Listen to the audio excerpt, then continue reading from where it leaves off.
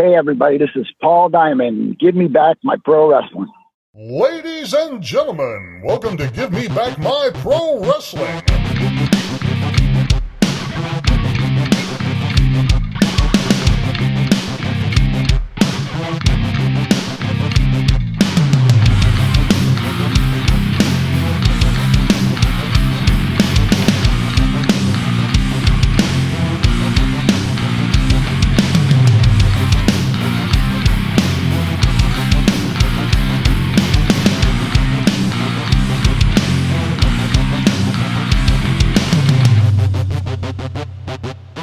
For those who don't know, now you know, baby. This is Hot Rod Biggs, Jared, Jimmy Street. We're going to take them to the limit one more time, baby, right here on Give Me Back My Pro Wrestling. Ladies and gentlemen, welcome one more time to the Give Me Back My Pro Wrestling podcast, and it is me, your host, Jimmy Street, here as always. I hope you guys are having an awesome day. Thank you all so much for dropping by and checking out the show. Today we have an awesome one, and I'm very happy to announce this, that today we welcome the one and only Paul Diamond. That's right, Paul Diamond from the Tag Team Bad Company, from the Tag Team Orient Express, from Maxx Moon and WWF. Paul did a lot of cool stuff. My personal favorite is Bad Company, the tag team with Pat Tanaka. Of course, he transferred that over to Orient Express in the WWF, but we'll get into all that in just a little bit with Paul. Paul is here today because of Captain's Corner, you know, our buddy Nick. And Captain's Corner is actually going to have something on their Facebook page, and he's hosting a Paul Diamond Happy Hour virtual signing, and that's going to be on Saturday, May 2nd. And then also, the cool thing is if you are in the area, you can see Paul in person at the K&S WrestleFest Spring Slam on May 3rd from 12 to 4 at the Knights of Columbus building at 78 Hempstead Avenue, Lynbrook, New York. So if you are in that area or close by, get out there and see Paul. Tell him we said, hey, it'd be a really cool opportunity. But if you are not in the area, that show the night before, man, the Captain's Corner virtual signings, those are awesome. They're on par with some of your best podcasts out there, honestly. Nick really does the work to put in, you know, the research work, man. That's what's important. And Nick not only offers you the opportunity to buy a cool picture from the wrestlers we love, you also get to ask some questions, or you know, it's just a lot of fun. So jump on that live virtual signing May 2nd, and then if you're in the area, go see him the next day on May 3rd. Anyway, a little more about Nick. Of course, heard some excellent things about GrappleCon 4. Of course, you guys have heard us promoting that for months now, starting a few months ago. And honestly, I heard such great things. You know, we had all those guys, Tommy Lane, Alex Porto, of course, the one and only Austin Idol, Lord Humongous. I mean, just so many guys. And Nick, I haven't heard the full report from Nick yet, but I'm anxious for it. And it seems like it was a successful event. I know our new buddy and new part of the show here, Austin Idol, reported a good thing. And I guess to speak more about that, the very first episode of the Austin Idol Power Hour, the topic was Wrestling Death's Grip. It was a video episode, which I'm not used to. I enjoy my little audio adventures, but video's a little weird to me, and I'm trying to figure it out, so y'all bear with me. But anyway, what did you all think of that? I would love to hear your thoughts on that video or that episode. Definitely appreciate that. Got a lot of cool things going on over here, and I know y'all think it's just a bunch of smoke I'm blowing over here, but we really are working on something cool, and I really hope you guys join us for that adventure. So just stay tuned and hang on. Of course, last episode cannot go unmentioned. Last episode was awesome. We had the one and only Davey Rich, aka David Haskins, on. Davey's awesome, man. Let's just say that. Like I said on the last episode, you just start him and let him go, put a dime in the jukebox, and you let that bad boy play. He told some great stories. Honestly, Davey's welcome on the show anytime. What a great experience with him, man. And we did end up getting some possible future opportunities talking with Davey. So I'm very excited about what's to come as well. So y'all stick around for that. All right, y'all, that's all I got for the open today. Sheik's joining me on the other side with the one and only Paul Diamond. We'll be right back after these messages on Give Me Back My Pro Wrestling. Hey, my name is Tammy Reynolds. I am the wife of Forsaken Rick Reynolds, that super cool guy that everybody knows and loves. And I represent West Side Sauces. I make sauces, I bottle them, I seal them, I sell them. I have a hot honey sauce, I have a sweet sauce, I have a hot sauce, I have a white sauce that's so yummy you can use it on everything. They are absolutely amazing and I'm so proud of them. We make them from scratch. So go on our website, westsidesauces.com, check out our products, read about our story, and go online and order you some of these yummy sauces. And Rick actually uses all of the sauces because he is a die-hard smoker and griller, and so he likes really good sauces and rubs, and I make them, so how convenient is that for him? Go on our website, westsidesauces.com, order you some samples, and I think you'll thoroughly enjoy them.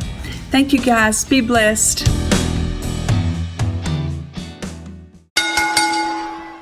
All right, we are back with another awesome guest. I can't even explain it on the Give Me Back My Pro Wrestling podcast. Today, we have a gentleman from one of, I would consider, the coolest tag teams of all time, Bad Company. Today, we welcome the one and only Paul Diamond. Sir, it is an honor to have you on the show. How are you? Great. My pleasure to be with you. Yeah. Very, very, very appreciative. Of course, you're here today because you're with our buddy Captain's Corner, and you're actually going to be on his Facebook page, and Paul is going to be on a happy hour virtual signing on Saturday, May 2nd. And then also you'll be able to see Paul in person at the K&S WrestleFest Spring Slam on May 3rd from 12 to 4 at the Knights of Columbus building in Lynbrook, New York. So I'm sure you're excited. You've worked with Nick before, right, Paul? I have, yeah, for sure. Yeah, no, I'm excited, man. It's always really nice to, see some of the wrestling fans. It's been a long time since, my career ended, but it's really pleasing to know that people still remember what we did and appreciate it. Yeah, absolutely. Yeah, we do. We promise. Yeah, absolutely. Well, to start everything off, we always start with the Plastic Sheik's first question. So take it away, Sheik. Okay, so this question is going to let us get to know you and let the audience get to know you. If you had 4 to 5 names in the business, it could be people you like to work with, people who influence you, whatever it may be, like a Mount Rushmore. So 4 to 5 names in the business. 4 to 5 names. Yeah. Okay. What would that be? All right. Nick Bockwinkel. Great stuff. Jerry Lawler. Mm. Let's see. Probably Flair. Okay. Ricky Steamboat, and I guess Jake the Snake. Very good list. It's sometimes Ricky Steamboat doesn't get the love that I think he deserves, but he's probably the best baby face of all time. I mean, right. And I had the chance to work with him a few times, and that was just a great pleasure. No doubt. And as you can see, most of these guys obviously are in some years in the past, and those guys really knew how to work. And I appreciate that I was wrestling in that era, and I learned from watching them some of the best, the best. Actually. Yeah, absolutely. Yeah, that list especially for sure. But we've taken it from those guys, and now we're going to bring it all the way back to you, Paul. So I guess the first question we have to ask you is, how does someone, if they fit these two pieces of criteria, how does someone go from high level professional soccer to wrestling? How does that happen? Well, to be honest, at that point, I just didn't want a real job. Okay. But, you know what? I had So I grew up in Winnipeg, Canada. That's where I went to high school. And the AWA show aired there every Saturday. And you know, I watched that for a number of years. And I kind of just sort of liked what I saw. And when the North American Soccer League folded in the fall of 1984, I just said, well, you know, I'm a pretty good athlete. I think I could do this. So let's see what happens. And, you know, I was just really, really fortunate, man. I'm probably one of the luckiest people in the wrestling business that I ran into Joe Malenko, who then introduced me to his father, the great Malenko, who at the time I was living in Tampa, had a wrestling school. So, yeah, I mean, you know, and obviously you got to have the great desire, the want to do something, because it does take a lot of effort. Obviously, I was, you know, 170 pounds playing soccer. So it took a little bit of time to put on some weight and stuff. But yeah, I think I had probably the best teachers in the wrestling business. Oh yeah, for those guys you just mentioned, absolutely could not agree more. Oh, do you remember your first match and who it was against, where, and? You know what? Actually, I do, but it was the first job I got was NWA when it was out of Atlanta. Ole Anderson was the booker, I believe, and I believe it was actually Valentine's, February 14th, 1986, but I don't remember the opponent. Okay. The first match that I do remember being on the road and actually, you know, having a match with was a guy named Ron Starr. And that was probably, you know, a couple of weeks later. But yeah, so that would be the first one. What name did you use? Did you use Paul? Paul Diamond. Okay. Yeah. And how was it working for Ole early in your career like that? Yeah, I mean, you know, it wasn't bad. I wasn't going to be any big star. I was just getting started. So, you know, the main thing for me was to work to get matches and, you know, just learn and advance. So, yeah, it was a good place to be, you know, for the first territory, so to speak. Yeah. Yeah, for sure. So in May of 85, you show up in San Antonio, Texas for All-Star Wrestling. How did you end up down there? So,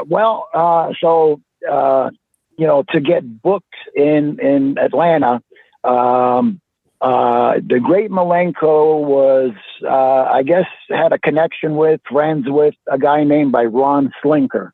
And he, I think, must have had an in with Ole or something, because that's how I wound up getting booked.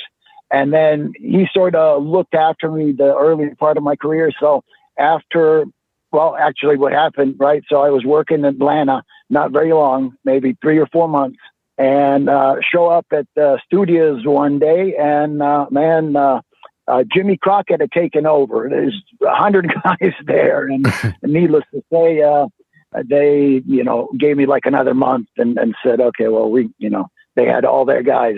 We really don't need you. So Ron reached out to the booker in San Antonio at the time, who was Buck Robley, and got me booked. Actually, you know, at the same time that I started, and it's just kind of weird because one of the guys that sort of we followed each other to different territories was Tugboat. Oh, yeah. Fred Ottman. You know, he was in Atlanta when I was in Atlanta. We went to San Antonio together. Later on, ran into him again in Tennessee. So, yeah. Yeah. But that's and how then in the WWE. That too, yes, right. Yeah. Okay, explain this timeline here and tell me if I've got it. Well, I don't expect you to know the exact months and stuff, but so you go there and you form a team called the American Force, and it starts out you're teaming with Frankie Lang, and then how was that? That was very short-lived. He wound up getting a job with Bill Watts. Okay. So he moved on to Louisiana. And, you know, at that point, they were trying to find me a new partner. And at that point, Gene Kaniski's son, Nick Kaniski, was the one that wound up in San Antonio, and they put us together for a brief spell, so to speak. And then it looks like 2 months go by, you're with Nick, and then all of a sudden, your future longtime foe, Shawn Michaels, becomes your partner. What happened to Nick? Man, honestly, he was still, I mean, not that I wasn't green, but he was more green than I was. And he just, it just wasn't cutting the mustard, honestly. Okay. They, you know, if they were trying to make a good babyface team, they needed somebody else to fill in.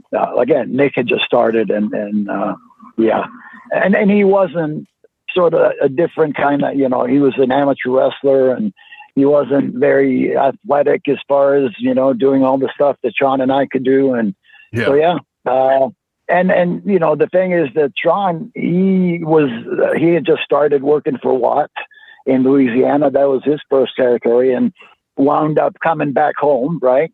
And he was expecting to be, you know, a singles guy, but, at that point, you know, the best thing was for them to put us together. So, so that's how that worked out. How was a very young Shawn Michaels? Not much different than an old Shawn Michaels. No, but, you know, so we were really good friends. We went to all the, you know, drove together. I really appreciate the fact that, you know, he was as committed to the business as I was. Driving to the show, driving back, all we discussed was actually the matches and how we could do better and what we did wrong and, that kind of thing. But you know, one of the kind of funny, I guess, anecdote story, whatever you want to call it. So at one point we were on Odessa, Texas, and it was, I think, a 6-man tag, and somehow the finishes got screwed up, and Shawn wound up pinning everybody when that was not supposed to. But you know, it wasn't supposed to work out like that. So the guy that was booking at the time, Al Madril, in San Antonio, decided that he's going to give me a singles match on television. So kind of, you know, not to make it seem like, well, Shawn's way ahead, way better, and this guy is just not very good. So he wound up giving me a singles match. And, you know, again, I admire Shawn I learned a lot from him, not only about the wrestling, but also, you know, all the different high flying moves and stuff. Right. Yeah. And so I go ahead and I have my TV match. Right. And then the next day, we're going to a town and, you know, we show up and stuff.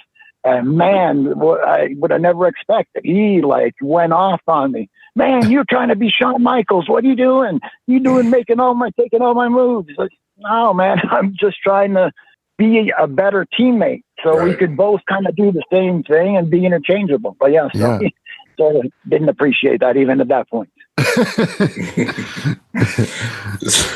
He must really hate all these guys that have stole his super kick. You know what I mean? Right. Especially, no kidding. It's so funny you say that. I saw an interview with him with somebody the other day, and he said that when Dolph Ziggler was first coming up, he asked for permission to use it, and he gave him that, and that he gave other people permission since then. So maybe he's changed. Well, maybe so, but you know how many that he may have to talk to everybody in the business pretty much. That's true too. That's true too.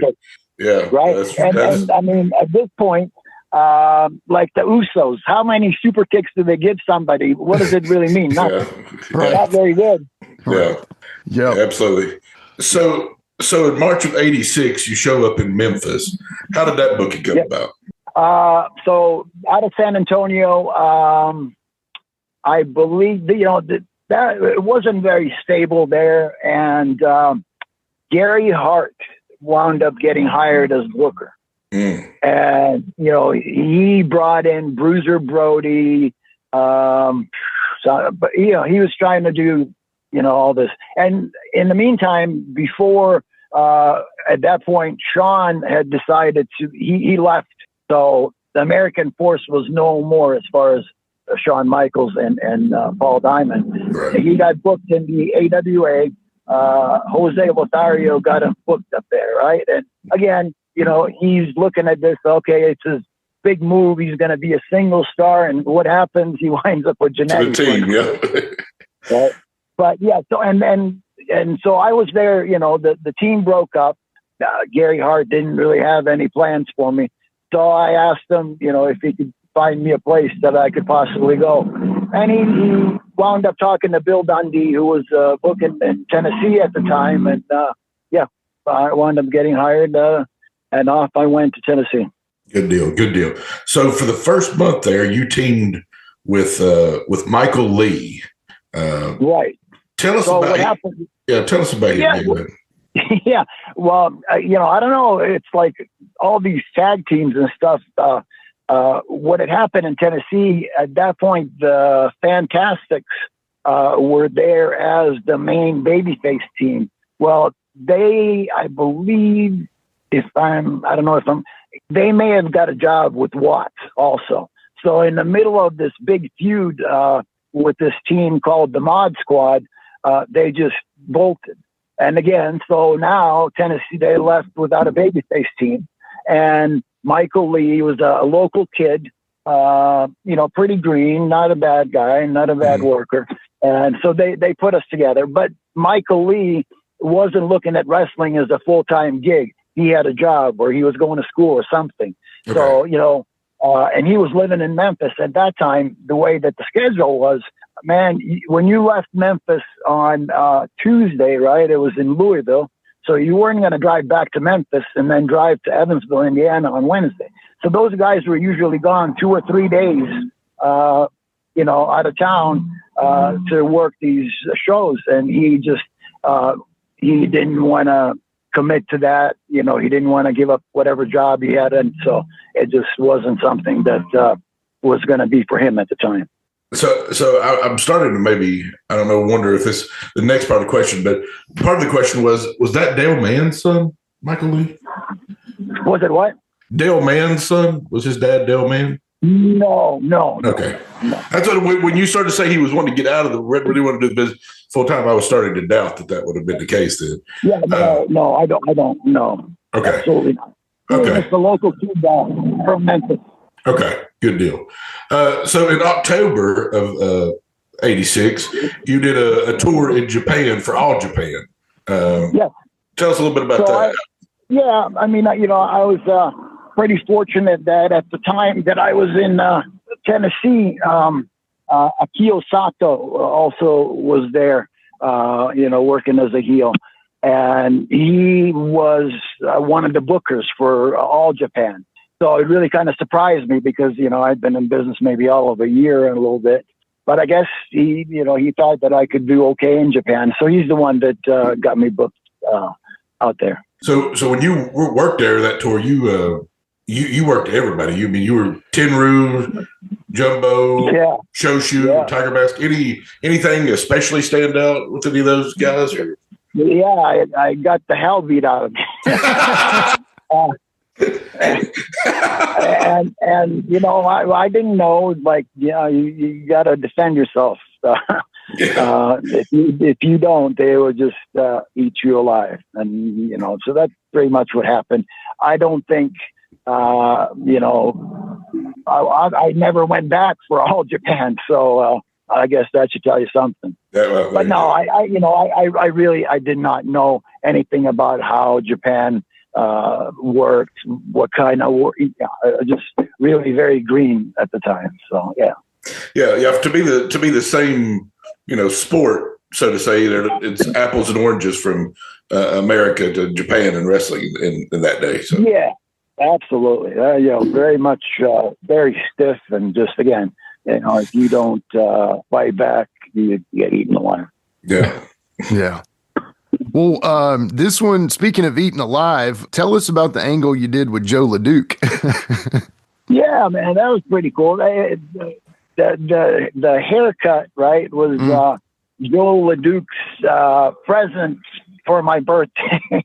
So he had been there, and he I don't think he was doing much at the time. And also that I was, booked from Canada. Of course, he's Canadian, right? And so we did an angle where we were going to be a tag team. And so on TV that Saturday, he comes out and, we're going to be a great team. And, but first thing, you got this long hair. We need to get rid of that. And so he was wanted me to look like him. So basically, he had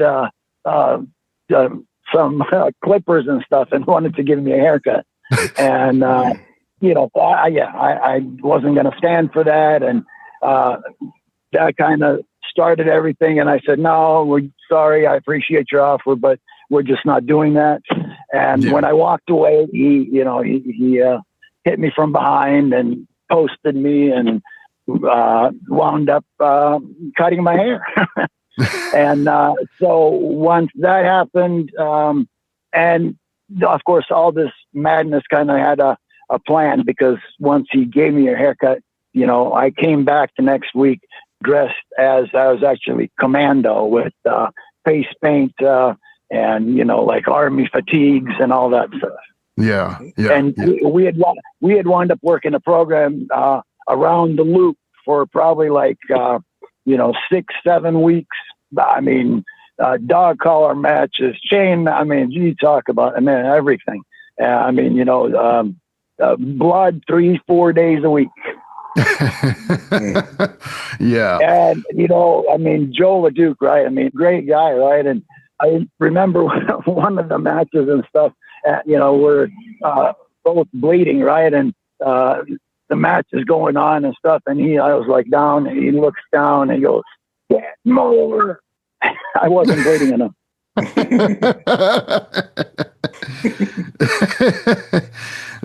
Okay, well, so hopefully you were healed up for the spring of '87, because you turn heel and you start tagging with the main man himself, Pat Tanaka, whose idea. Yeah. And then did you and Pat gel together pretty much immediately? Yeah. It really didn't take that long, but that was the whole angle, and that would take forever to explain. But that was Jerry Jarrett kind of an angle, and he obviously was trying to push Jeff and stuff, and it wound up then Jeff with Billy Travis against us, which were great matches around the loop. For sure. Yeah, amazing feud with them. With Pat, though, so did you know Pat before that, or had you met him there? No. Yeah. No idea. Yeah. He had, and he hadn't been working very long at the time. He was in Carolinas working for Jimmy Crockett. Yeah. And then, they obviously, they weren't planning to do anything with him. So he wound up just showing up in Tennessee, and that, obviously worked out great for both of them. Yeah. Oh yeah, definitely. Yeah. So you spoke about, stiff wrestling in Japan. Tell us about these stiff workers, a very green feud and matches you all had with the Nasty Boys. Oh, yeah.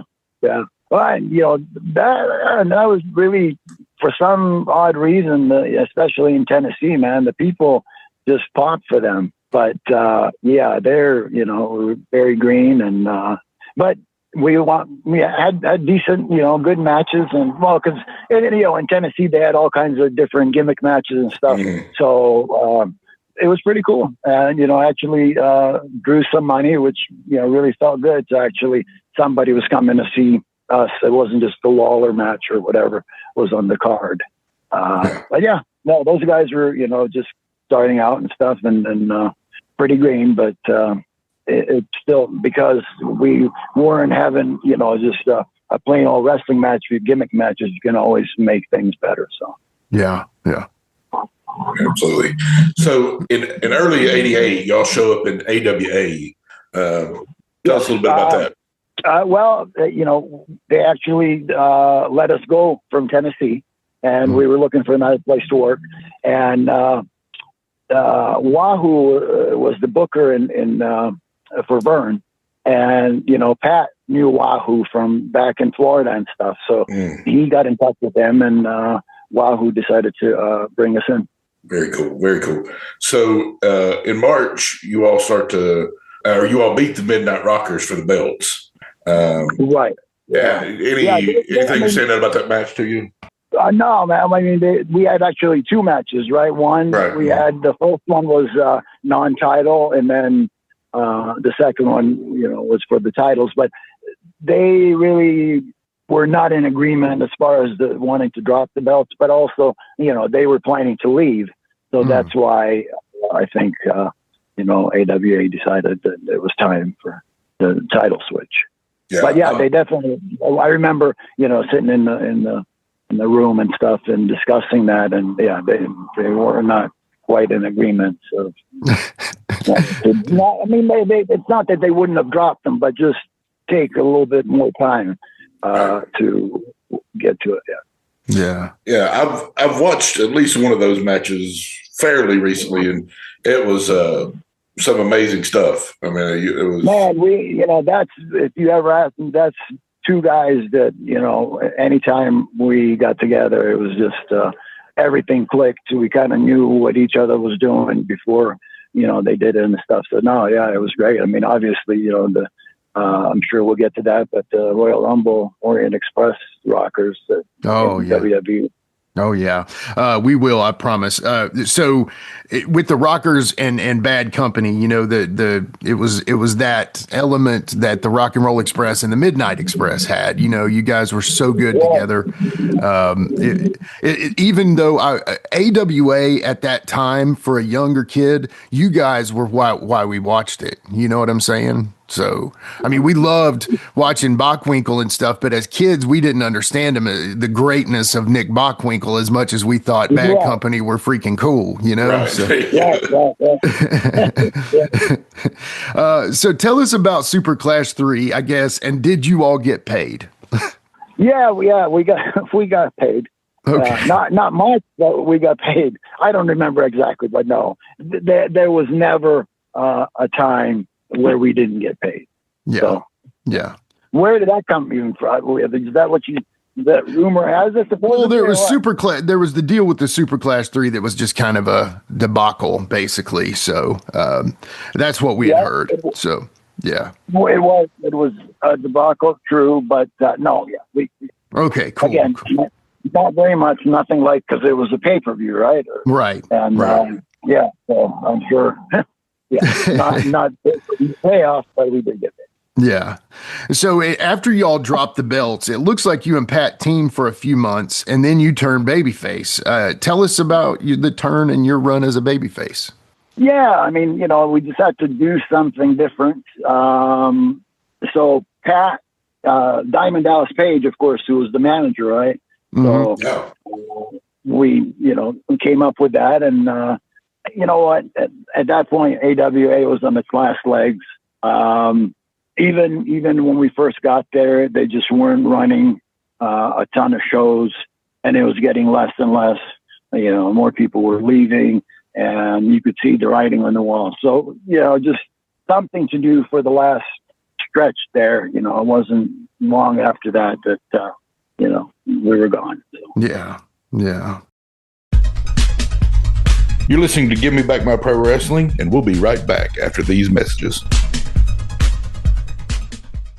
Are you a pro wrestling fan? Well, stop by Captain's Corner, where you can get autographed photos, cards, magazines, and figures from all of your favorite wrestling superstars of the past, present, and future. You'll also be able to participate in live signings in the weeks and months to come. Make sure to stop by Captain's Corner on Facebook and give us a holler. Remember, cheers to the working man. No wonder, look at this mountain of beer. I've never seen such selection in all my life.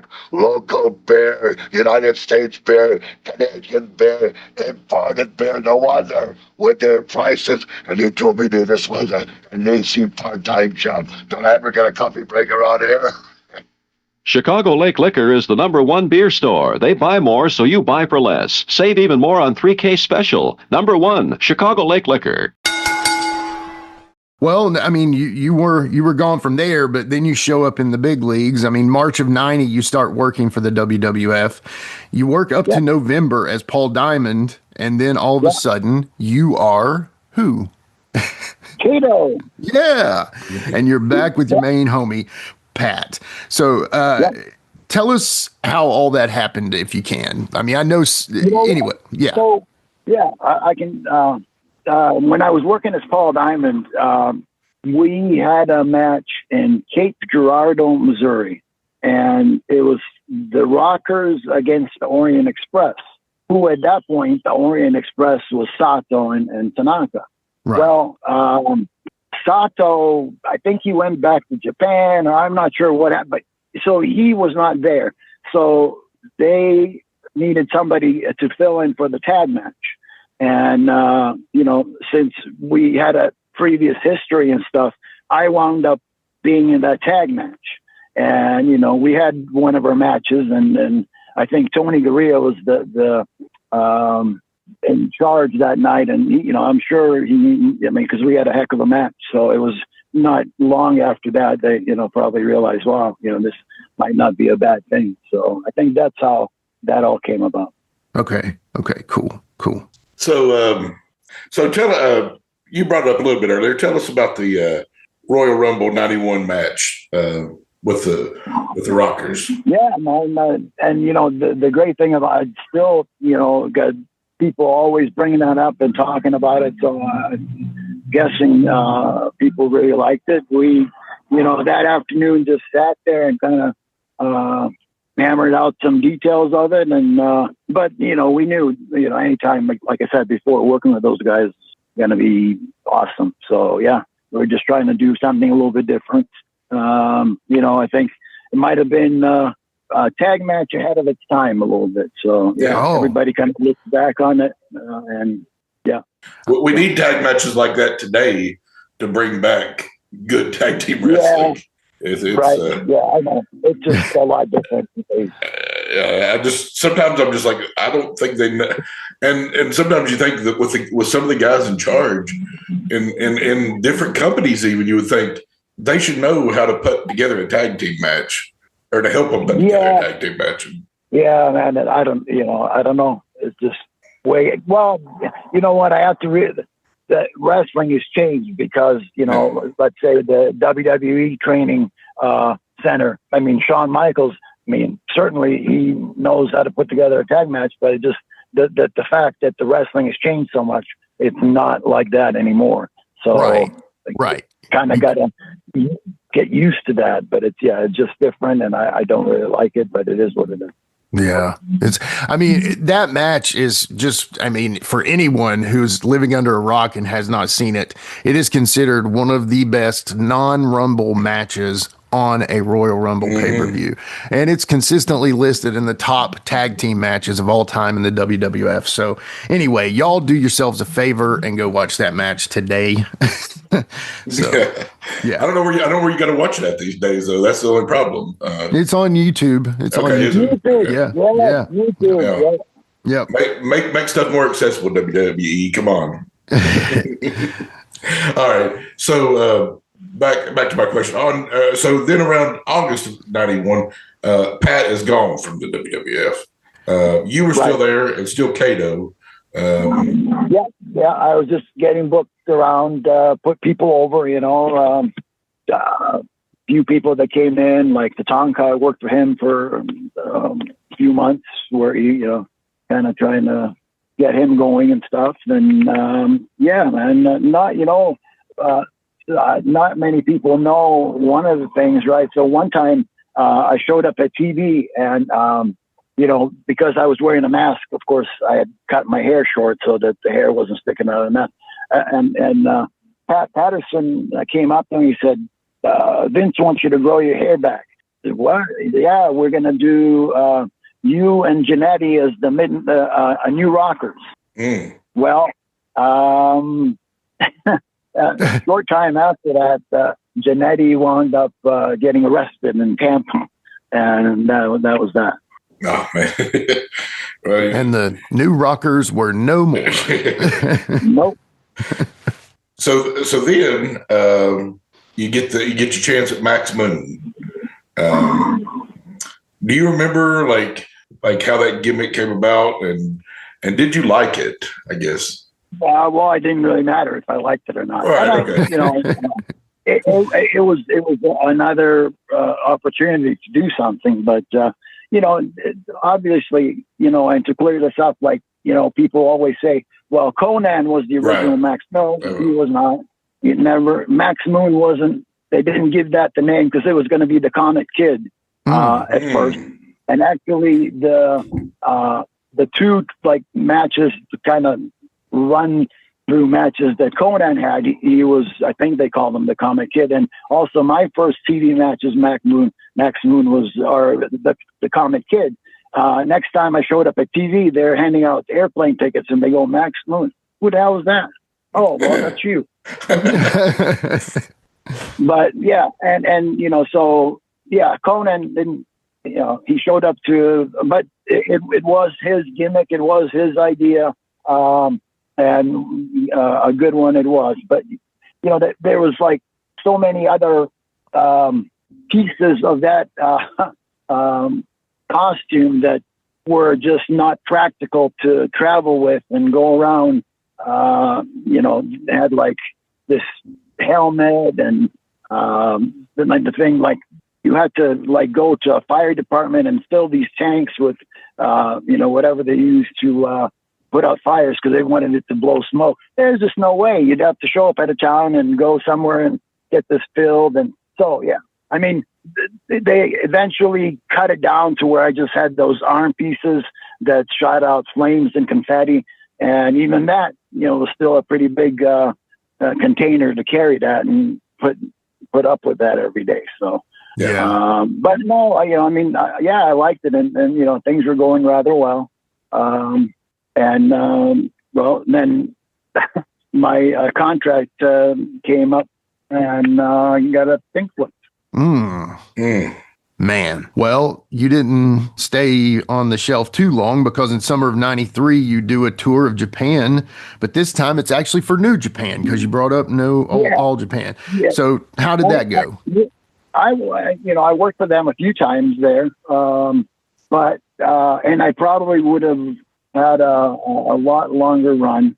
However, I think out of the 4 tours that I may have done for them, one of them, I think the second one, I worked with Liger and wound up breaking my foot. And so, you know, this was maybe halfway through, but you know, they're cool. They pay you and, you know, go home. And then also, I think the last one, I tore my groin, and that was early in the tour. And again, I got all my money. That wasn't a problem. But of course, you know, 2 out of 3 or 4 times I got injured. So it just was not going to work for them, obviously, that, you know, well, I'm not going to bring this guy back and he's going to get hurt again. So, yeah. Right.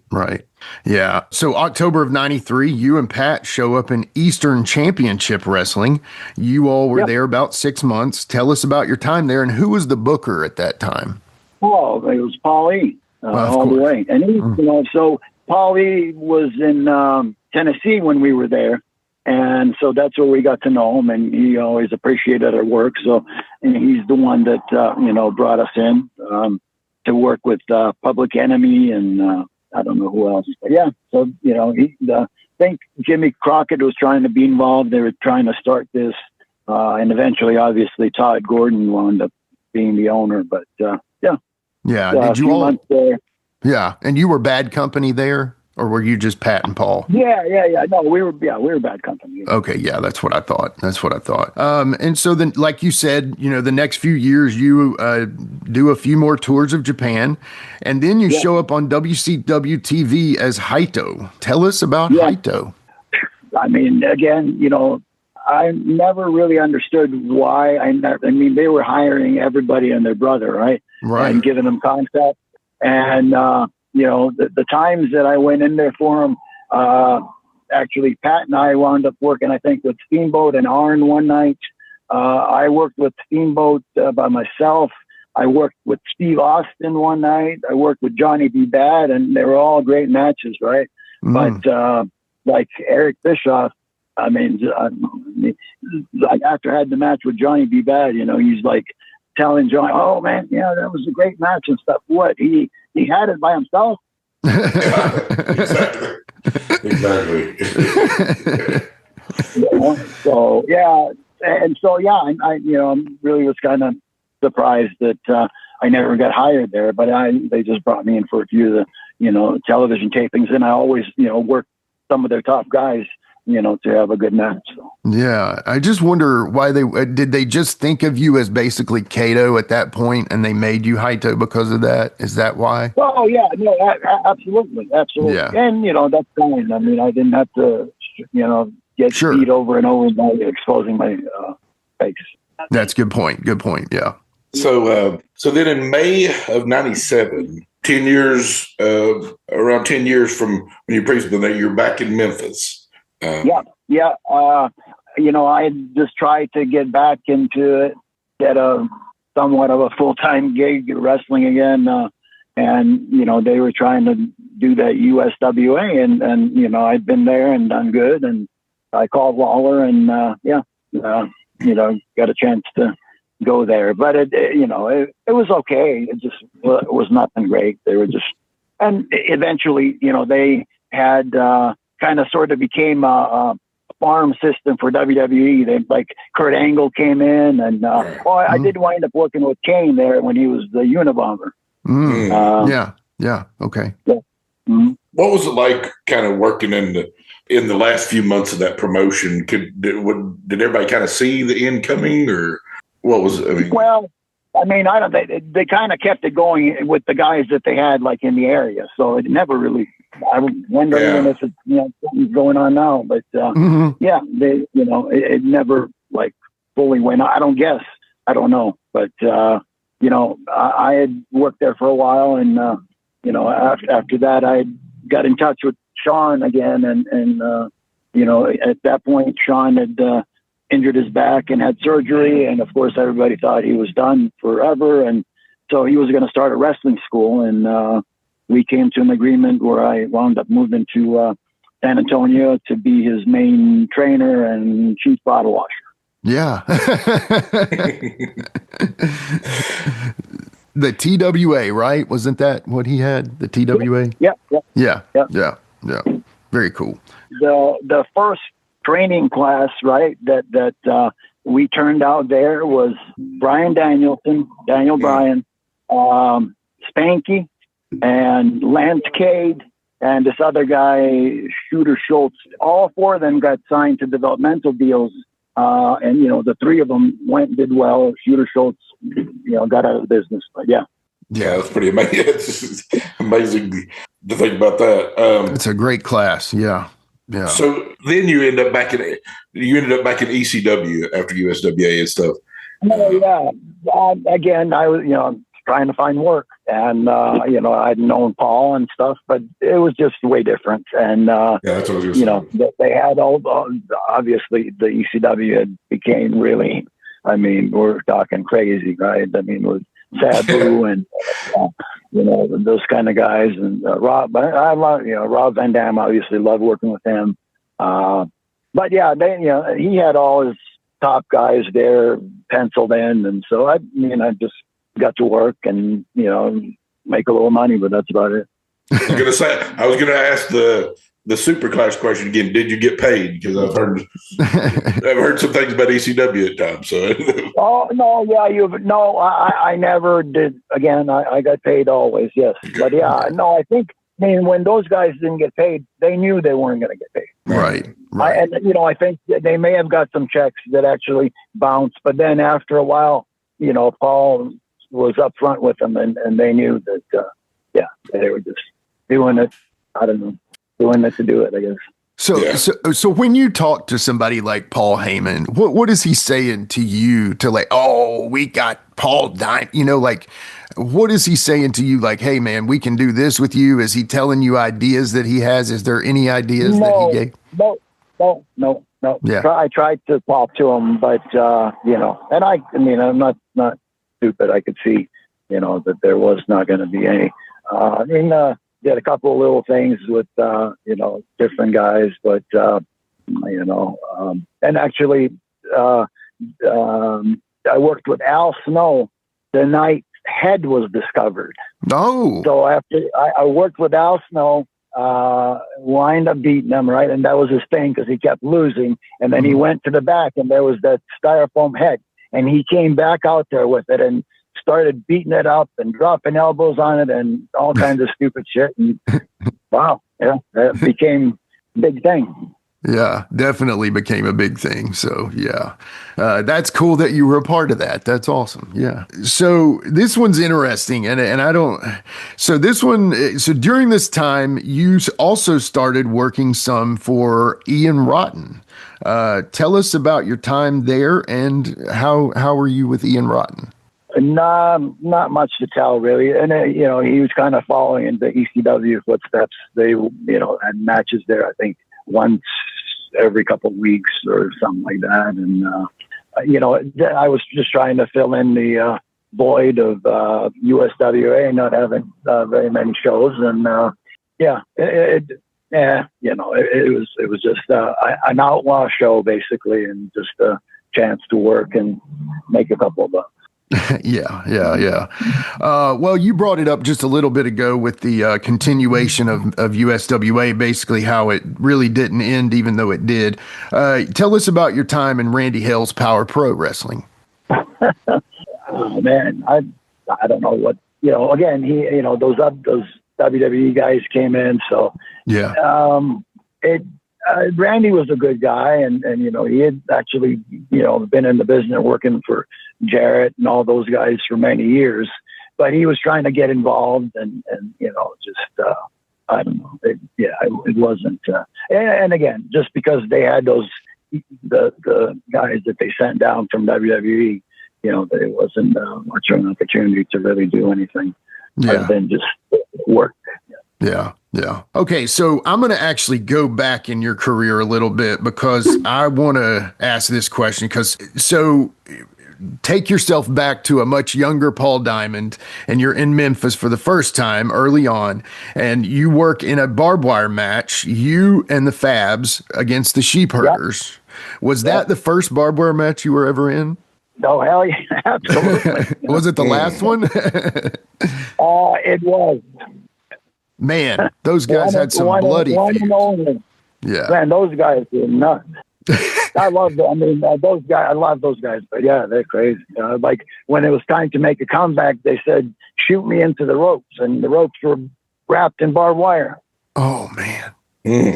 Yeah. But the Fabs were kind of known, not that they weren't tough, because they definitely are tough, but they were known as, the pretty boys, I'm sure they were probably. But I think at that time, they're kind of a little bit different, and especially, in Tennessee, they were such a big thing. So. Yeah, for sure. Definitely. And not to give away too much, Paul, we're not asking for training, I promise, but how does one work carefully in a barbed wire match? Very careful. But and some places I'm not sure if they kind of the barbed wire itself, if they take some pliers and like try and bend the prongs. So yeah, but they didn't do that in Tennessee. So I just have to be careful. Obviously, somebody could really get seriously hurt. Yeah, for sure.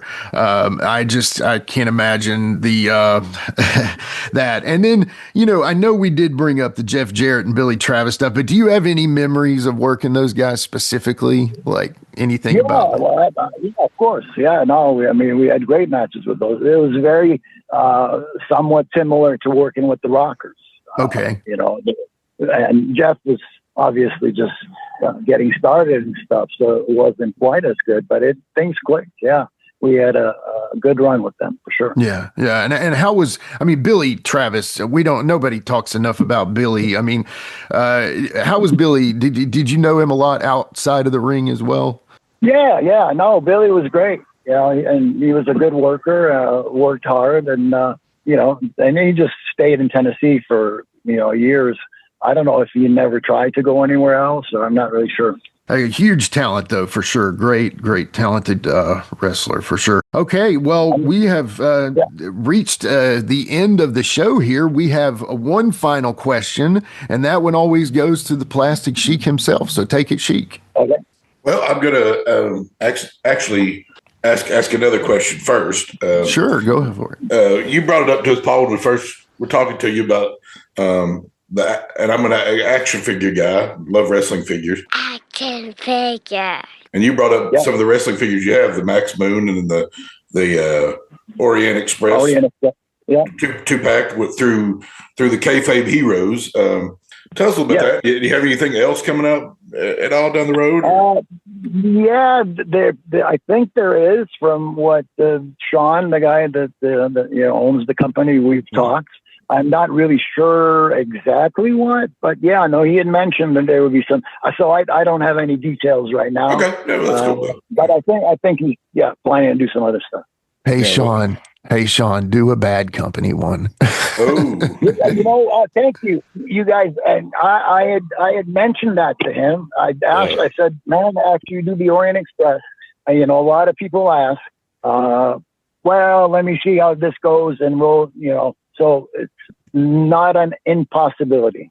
So the best thing we could do to guarantee a Bad Company set is go buy the Orient Express, the Maxx Moon, go buy them all, the variants too, and then that will show them that, hey, there's people that want to buy the Bad Company. So that's fair. There you go. Yeah, absolutely. I know that he's honestly, I think the line of action figures that you have with them is considered one of the best and more accurate looking. It really looks like you can put those beside the Orient Express, let's just say this, and Maxx Moon should have had the Hasbro. They should have had that. You guys should have had that at the time. And for whatever reason, we don't have to get into all that. But they look like they fit in with those days. It's perfect. Yeah, for sure. Now, Sean, man, he tries to make sure that stuff looks right. Yeah. And I know he's got a PG-13 set. I don't know if you've heard that, but those troublemakers. That should be cool. That should be interesting for sure. Yeah, it'll be a cool set for sure. I'm excited to see that. So back to my second favorite question, and I'm trying to place my order for your figures as we speak. But okay. But if you had to look back on your career and you had to say, this was my favorite match I was ever a part of, what would that be? I'm guessing the Royal Rumble match. No. Okay. Yeah. I mean, that's my favorite match. I thought it might go that way, but it's you never know. It's a great match. Again, folks, if you haven't seen it, look it up. Go watch it. It's great. Yeah, I'm going to post it in our group. It's such a great match. It deserves to be shown. Okay, after that match, you walk to the back. Who's the first to greet you? Oh man, I don't remember. But everybody thought. I remember Macho Man and a couple of they really loved the match. But I don't remember exactly. Yeah, okay. I'm sure people are putting it over. That's kind of what I meant. Yeah, absolutely. Yeah, that's cool. Well, one more time, the one and only Paul Diamond has been our guest today. And of course, he's going to be with our buddy Nick at Captain's Corner on Captain's Corner's Facebook page. It's a Paul Diamond happy hour virtual signing on Saturday, May 2nd. And then the other cool thing is I don't know why you can't log into your Facebook page, but let's just say you forget that Saturday happened and you want to still see Paul. Well, you can actually see him in person at the K&S WrestleFest Spring Slam on May 3rd from 12 to 4 at the Knights of Columbus building, 78 Hempstead Avenue, Lynbrook, New York. I'm sure you're excited. You always like these signings. They're always fun, right? I mean, it's always a good time. Right, absolutely, yeah. No, I love to see some of the guys that I hadn't seen in a long time, and especially the fans. Yeah, and I'm sure you're going to have some action figures with you, hopefully. Oh, yeah. Oh yeah. So get your figures. This is a dumb question, but do you ever take the Maxx Moon gear anywhere or? No, I do not have any of that, man. That's all. Okay. Yeah. I didn't figure you'd have like the guns and stuff, but didn't know if you had the hood. That's been gone for years. Okay. Well, quick question then. Do they keep that normally? Like when you were leaving, did they keep the, yeah. Yeah. Okay. Yeah. That's cool. All right, Paul, you've been so awesome. You answered all of our questions, man. I got to thank you so much. For one thing, I'm just a major fan of your work and Pat's work. Thank you so much for stopping by and telling us your story. It really means a lot, brother. Thank you. Well, thank you guys. I appreciate being on your show, and we'll talk soon. All right, bud. Thank you. Sounds Have a great Thanks one. so much. Okay, man. All right. Take care. All right, that was the one and only Paul Diamond, a.k.a. Max Moon, a.k.a. Kato. We'll be right back to wrap things up on Give Me Back My Pro Wrestling after these messages. CHW is continuing the legacy of historic professional wrestling in Tennessee with monthly events at the Armory in Ashland City. CHW owner Mike Green has made it his mission to present the best pro wrestling shows in the Nashville area, and he has been delivering the goods.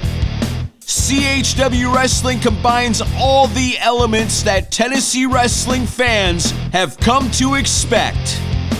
Action, suspense, athleticism, reality, stories, surprises, and excitement, all delivered by the finest professional wrestlers this state has to offer. Follow CHW Pro Wrestling on Facebook for the latest news, announcements, and show dates. And subscribe to Championship Productions on YouTube to see past events like the Ashland City Rumble and the Valentine's Massacre.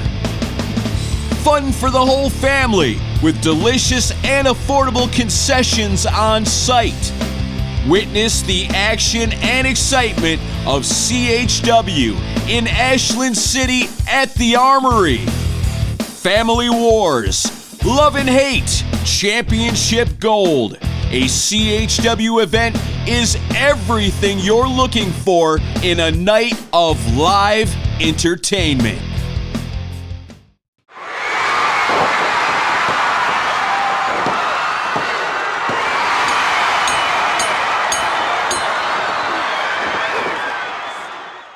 All right, guys, we're back. And man, Paul Diamond, that was awesome.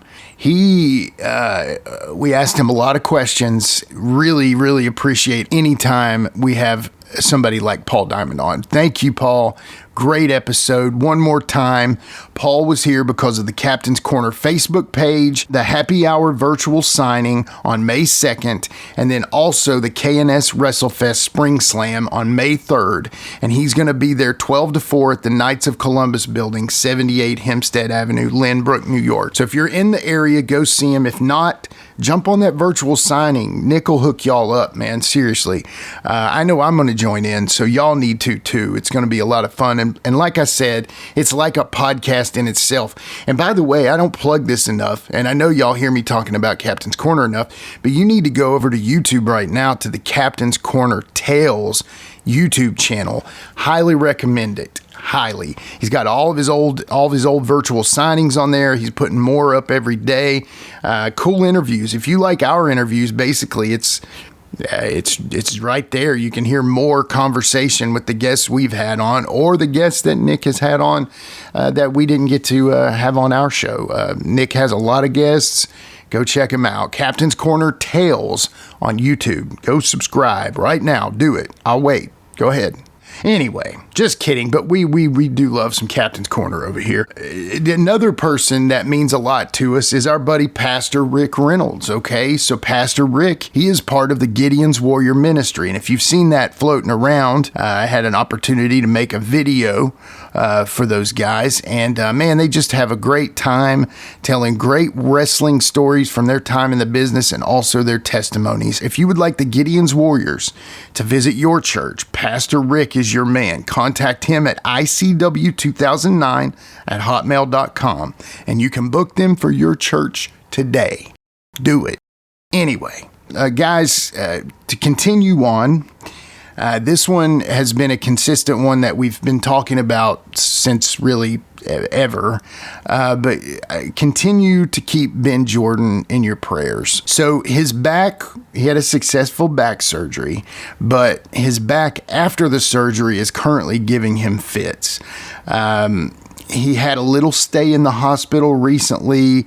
I think they've got it figured out, and they're literally trying to just maintain his pain right now. I think, he's back home as we speak right now, and hopefully he's comfortable, and hopefully, Ben, as you're listening to this, hey, buddy, thank you for listening. Always a pleasure to hear from you, man. But continue to keep Ben in your prayers. He's fighting the good fight, and he needs them, and I know it means a lot to him and his family. So thank you for the ones that already have, but if you don't mind, just throw him in your prayers. Ben Jordan, he's a good guy. We appreciate it. One more thing before I go. Next episode, I don't normally spill them, but so far Quinton's been pretty on point with this. So next episode is This Month in Wrestling History with Quinton Quarisma, episode 10, and he'll be covering April in this one. Of course, it's April, so it's timely.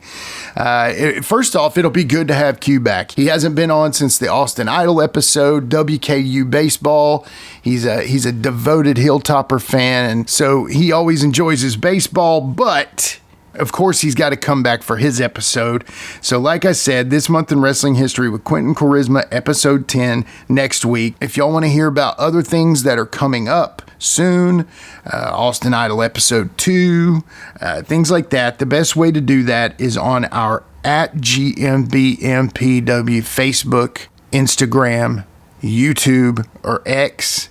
Just check us out. That'll give you all the news that is the news. And guys, honestly, it means the world to us that you follow, you like, you share, you subscribe.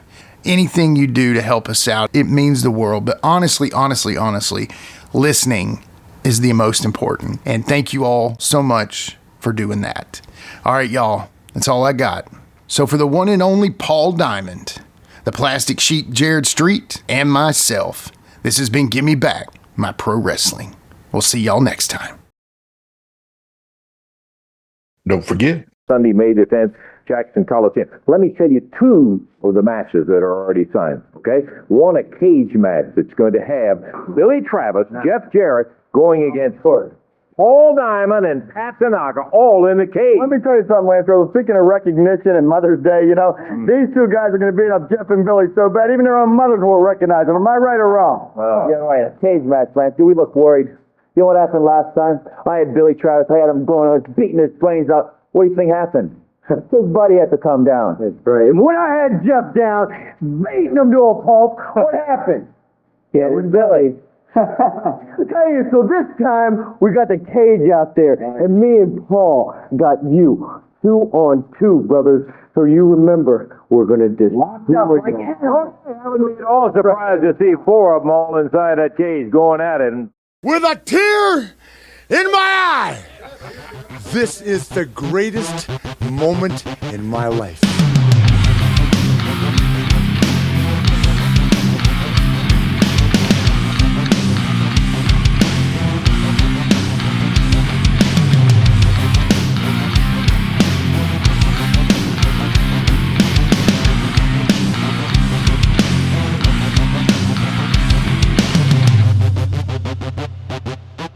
We'll see you next week. And until then, so long for now.